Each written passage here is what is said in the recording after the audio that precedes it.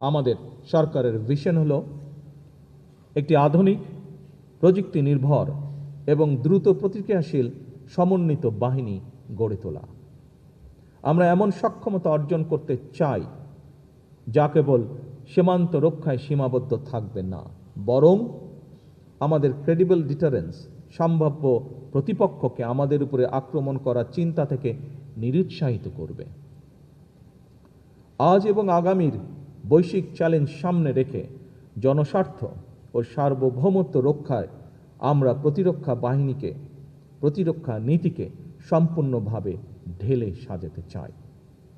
সেনা, নৌ ও বিমান বাহিনীকে আরও দ্রুত প্রতিক্রিয়াশীল এবং সমন্বিত ক্ষমতা সম্পন্ন বাহিনী হিসাবে গড়ে তুলতে চাই। দেশের প্রতিরক্ষা ব্যবস্থাকে আমরা এমনভাবে উন্নত করতে চাই যাতে জাতীয় সার্বভৌমত্ব রক্ষায় একটি বিশ্বাসযোগ্য এবং কার্যকর প্রতিরোধ ক্ষমতা গড়ে ওঠে।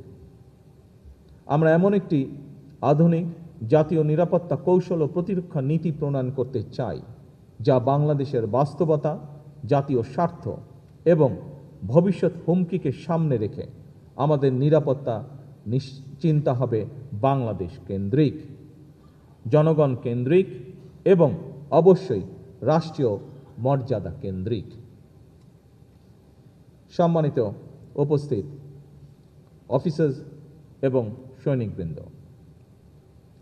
আপনারা নিঃসন্দেহে অবগত আছেন সশস্ত্র বাহিনীকে আধুনিকরণের জন্য ফোর্সেস গোলের প্রাথমিক ধারণা এবং কার্যক্রম 2003 সালে বেগম খালেদা জিয়ার সরকারের শাসনামলে শুরু হয়েছিল।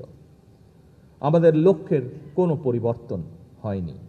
আমরা এমন একটি সেনাবাহিনী গড়ে তুলতে চাই যা হবে স্মার্ট, প্রযুক্তি নির্ভর, দ্রুত প্রতিক্রিয়াশীল ও যুগ উপযোগী, যেখানে আমাদের ফাইটিং আর্মস হবে আধুনিক, সজ্জিত ও উচ্চশিক্ষিত, ম্যানুভার সক্ষম এবং দ্রুত মোতায়েনযোগ্য।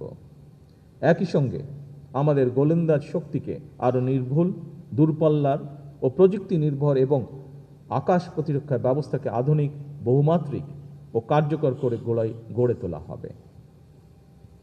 আমরা ড্রোন টেকনোলজি, স্যাটেলাইট নজরদারি এবং ইলেকট্রনিক যুদ্ধের সক্ষমতা বৃদ্ধির মাধ্যমে আমাদের প্রতিরক্ষা ব্যবস্থাকে অবেধ্য করে গড়ে তুলতে চাই। সাইবার সক্ষমতা বৃদ্ধির মাধ্যমে বাহিনীর ডিজিটাল নিরাপত্তা ও ডেটা ইন্টিগ্রিটি নিশ্চিত করতে চাই আমরা। সেই সাথে আমরা আধুনিক ও স্মার্ট সমরাস্ত্র যুক্ত করার মাধ্যমে সেনাবাহিনীর সক্ষমতাকে অন্য উচ্চতায় আমরা নিয়ে যেতে চাই।